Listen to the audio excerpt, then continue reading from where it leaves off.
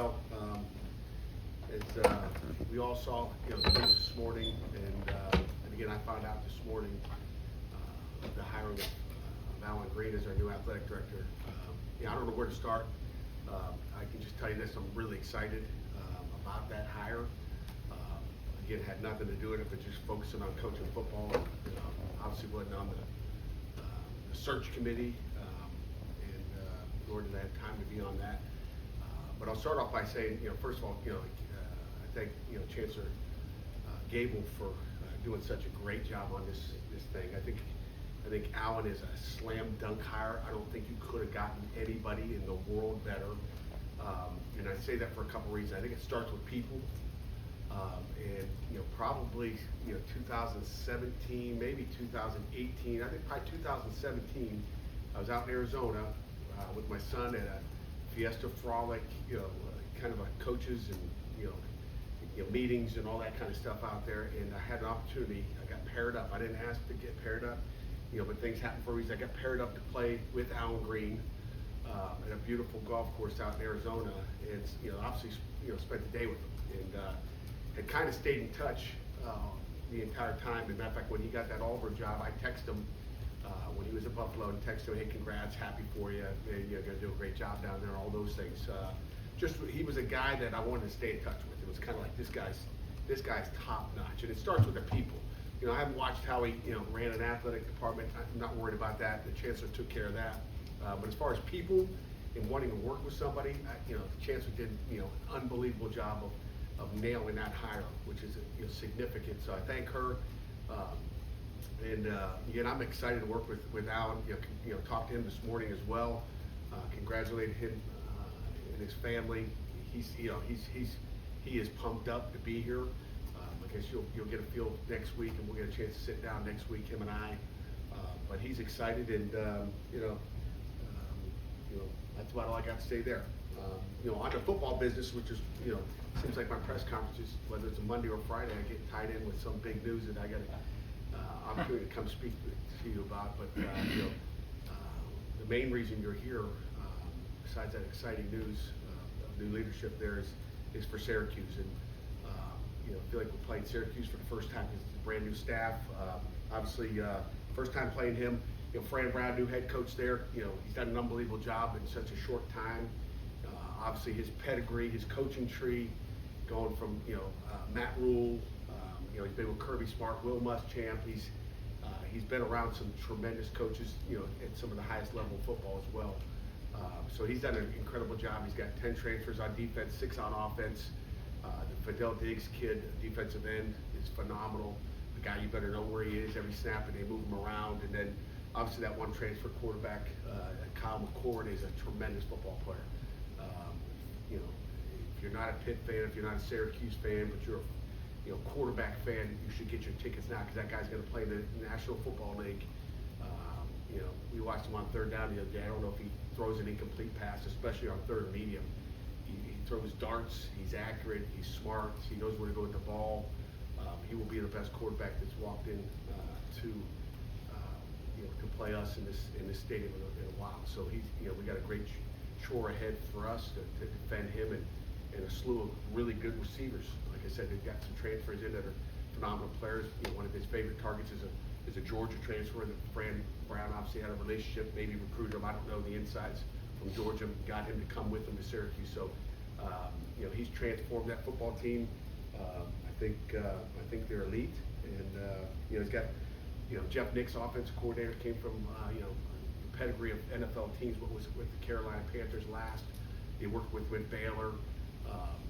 So he's coached I don't know, 15 years in the National Football League, and the offense looks like a pro style offense. He's got great personnel on offense, and then Elijah Robinson's their D coordinator, who Fran grew up with in Camden. Has been his guy, came from Texas A&M. So it's a whole new deal up there, and I'm happy for Fran. He's done a tremendous job. It's going to be a big battle between a 6-0 and a 5-1 football team Thursday night. So get your tickets. Jerry, you going to be there? I'll be there. Okay, let's go. Questions? You mentioned transfers. Almost half the schools in the ACC have a transfer quarterback. And what is? How about the SEC? I'm just talking about the ACC right now. I mean, there's transfer quarterbacks. Do your everywhere. homework now. Okay. There's transfer quarterbacks everywhere, but just Yeah. specifically to the ACC, maybe half the schools in the ACC have a transfer quarterback. What is it about the conference that attracts these guys, and have they changed the competitive landscape of the ACC? Yeah, I mean, we can go back to Nathan Peterman. Like we've had, I think the transfer quarterbacks have happened for a while. Matter of fact, I think there's a stat out there that 66% of high school quarterbacks transfer. That's crazy. Wow. I don't know if you heard that one. But 66%.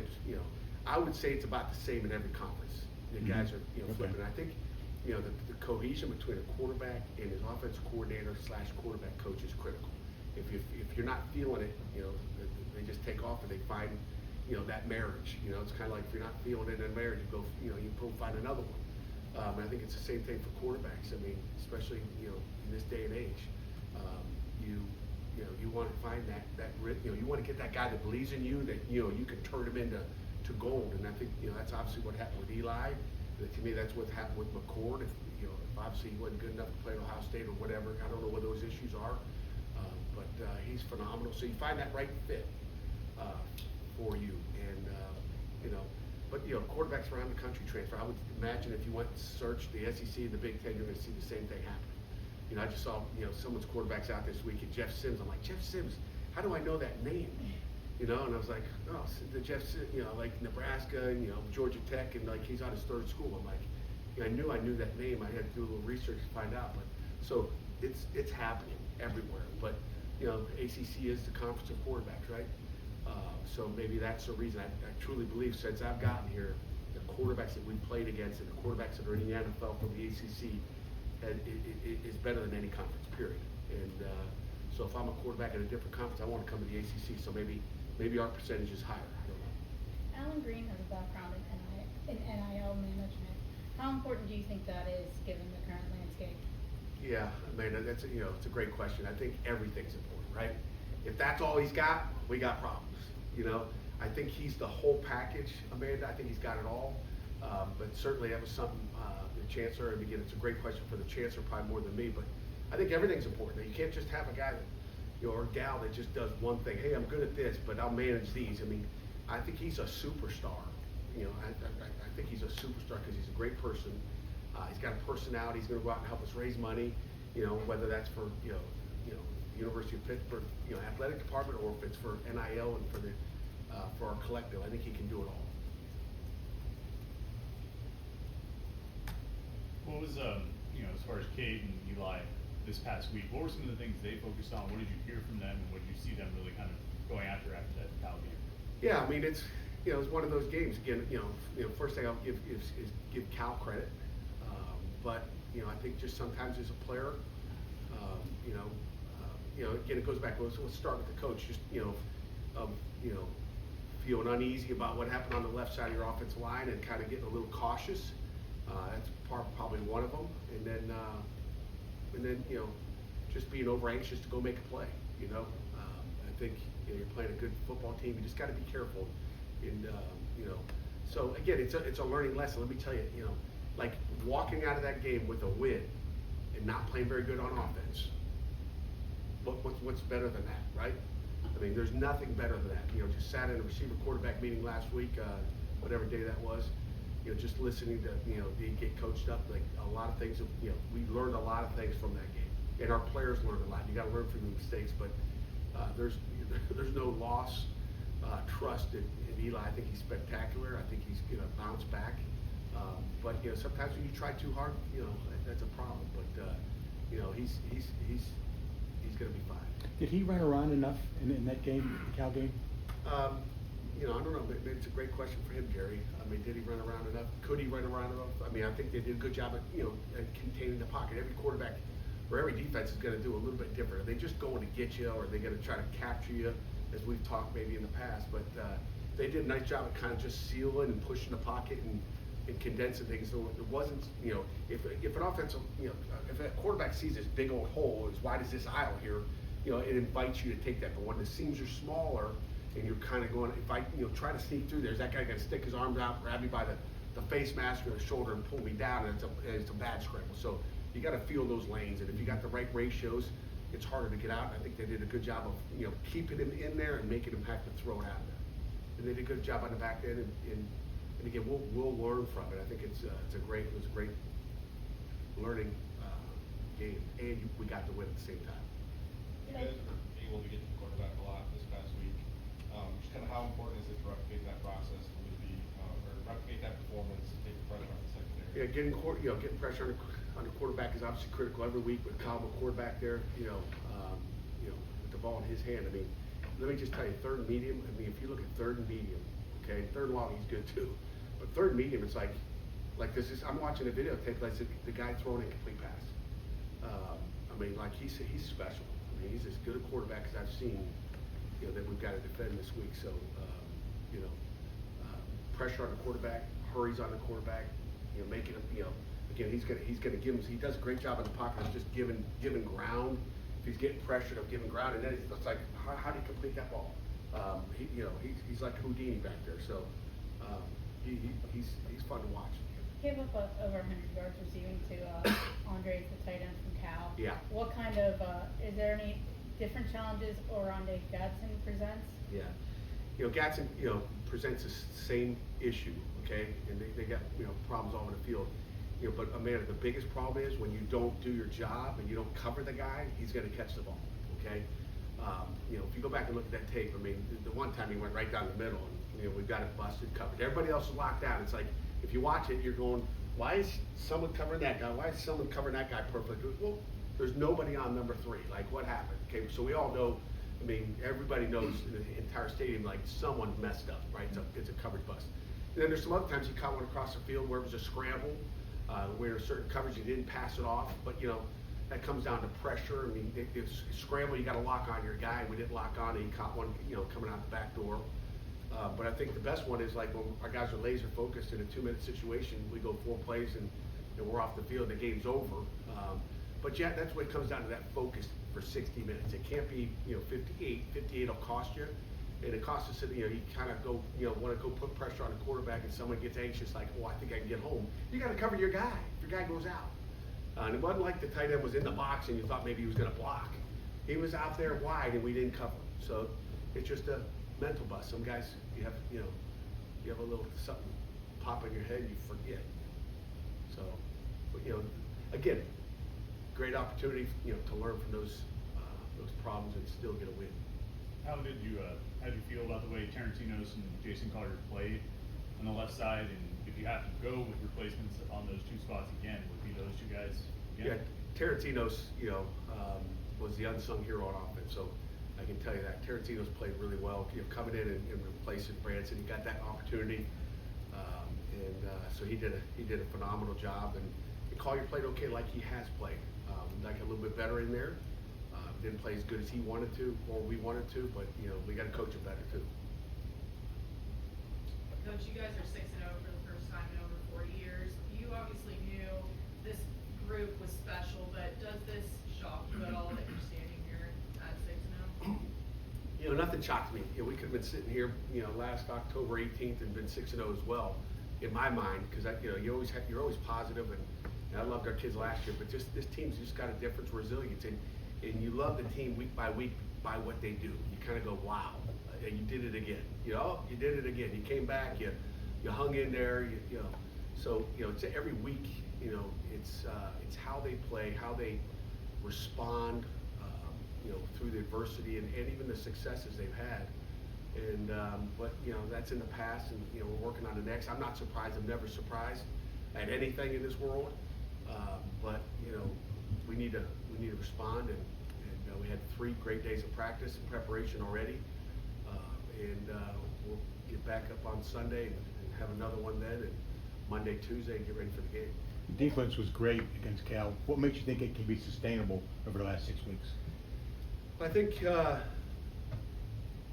think that, like, little by little, you see improvement. You see that young defensive lines. You continue to see Kyle Lewis and, Lovelace played outstanding. Let's, go back to Cal.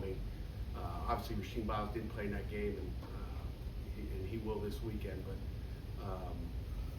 but Lovelace played his tail off. I threatened him with, threatened Lovelace. I was gonna change his number, because I really loved how he played number 35. And he'll laugh because I'm telling the story. So I texted him saying, I think you play good in 35. I'm gonna change you back to 35. I didn't like the 0. You were a better player at 35. Coach, I'll show you. And guess what? He showed me. So my hat goes off to Braylon, just playing like he did, having the game he did. He was special. And you lose Lovelace, or excuse me, you lose Biles for a game, and all of a sudden Lovelace steps up, and you're like, wow, that's what we've been looking for. We just found another player that could be an all ACC player. So that's what you expect guys to step up when they need to. And but I've seen just Lovelace, whether it's Jimmy Scott. I mean, these guys just keep getting a little bit more confident. The more the more reps they get. It's called development. And again, we do a good job developing our guys from year 1 to year 4, or game 1 to game 4, 5, or 6. Do you think this is the deepest group of linebackers you've had since you've been here? Not really. Not as I remember there was one year in June, sitting out on the field. I was looking around like, whoa, where are our linebackers at? Like, it looked. I don't remember what year it was. Been here too many years, but there's. I mean, we've got special guys. I mean, people would say, oh, you lost a couple. How could it be your deepest? But we've got Jordan Bass. It just keeps getting a little bit better every game, which is what we wanted. We don't that instant success is scary, but like he keeps getting better. Jeremiah Marson got a chance to get some meaningful reps, not mop up duty at the end, and he learned some things I think from Saturday. So he's going to be a really good player. So we've got we've got playmakers. We got special guys. I don't know if it's a deepest. Maybe it is. Maybe I lied to you. I don't know. You wouldn't do that. I would, maybe by accident I would, Jim. By accident. Pat, I probably should say it's the best, right? I don't know. Pat, how was Rylan Gandy played for you this year? Rylan Gandy's been spectacular. Rylan Gandy has been, I know he came into our season being the number 1 guy. Again, another guy. Him and Rashad Battle both continue to get better every week. Come on, it's like you don't know what you're going to get going into the year. I mean, you got 3 brand new cores that are taking the majority of the reps. But Rylan's been that guy that is steady, and he's not going to be perfect, but there's no player or corner for sure that's lined up and pressed out there all the way on an island. But so I'm excited for him, and he's actually doing some games tonight. I think he's doing a high school game tonight, doing the colors. So I'm being a communications major, open week, Friday off. So I'm excited. I'm not sure what game it is. I see Donovan McMillan coming in today, all decked out and in his gear for his game. It's a homecoming game, so I think a lot of our guys are going to have fun maybe going to some high school games, whether they're going to watch that game, Peter Township game, or they're going to go do the color. How important is it to have a bye week before Thursday night game? What are your thoughts on Thursday night game? It's important. It's more than important.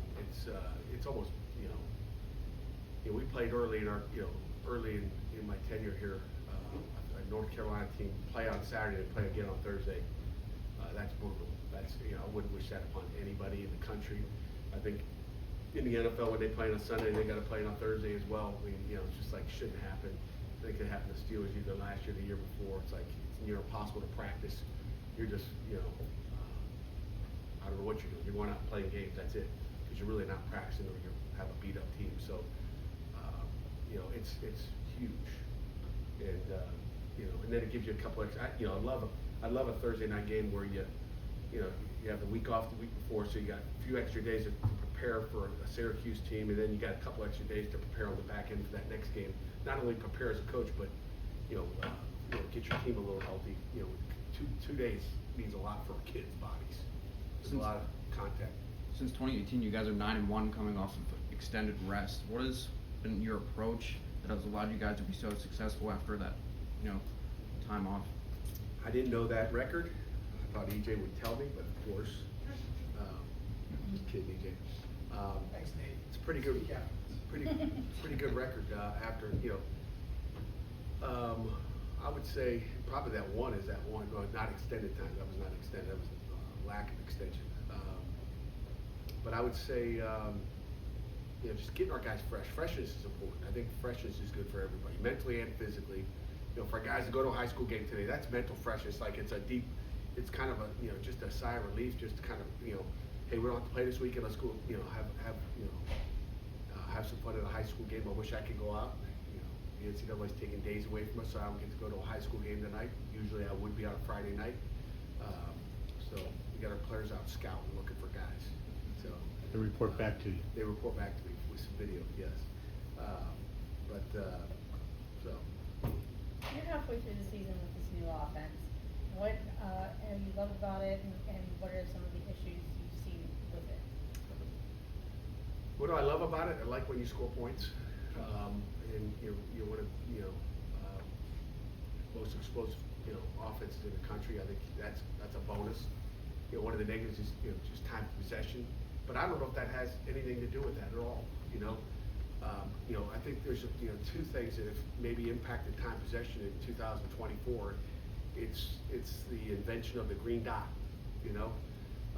While we're going up tempo, everybody else has slowed it down, to a snail pace, like we were last year.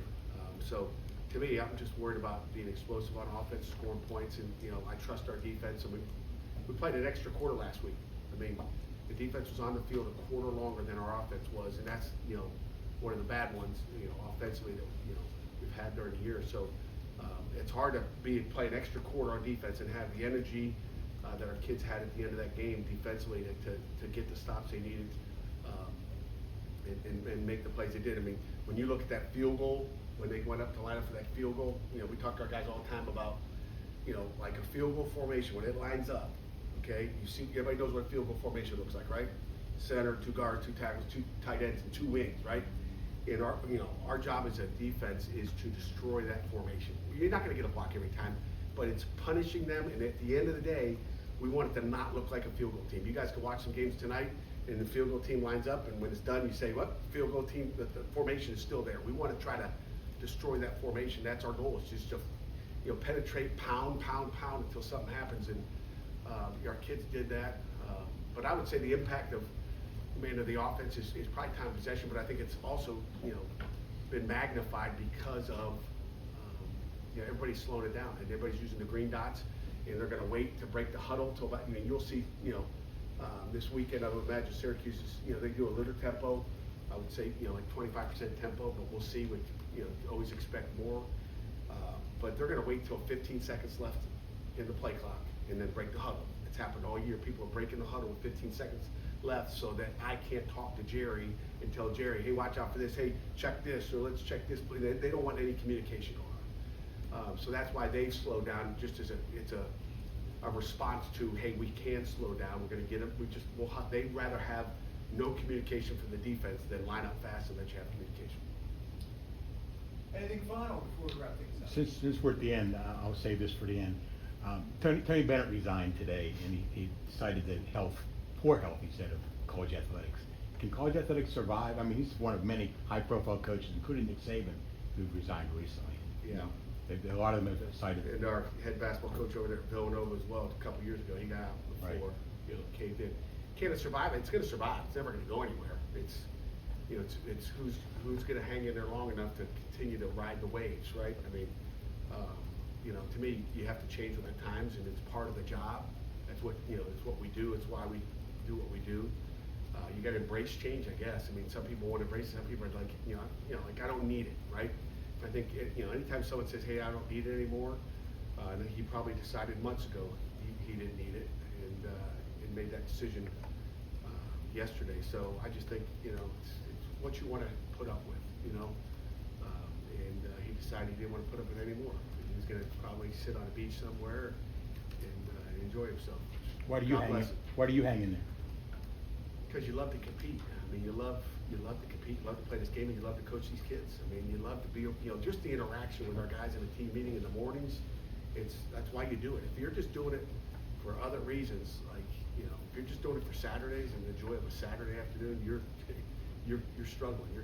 You're out the door as soon as you can. But you better be doing it for more than just a couple reasons. You better have a lot of reasons.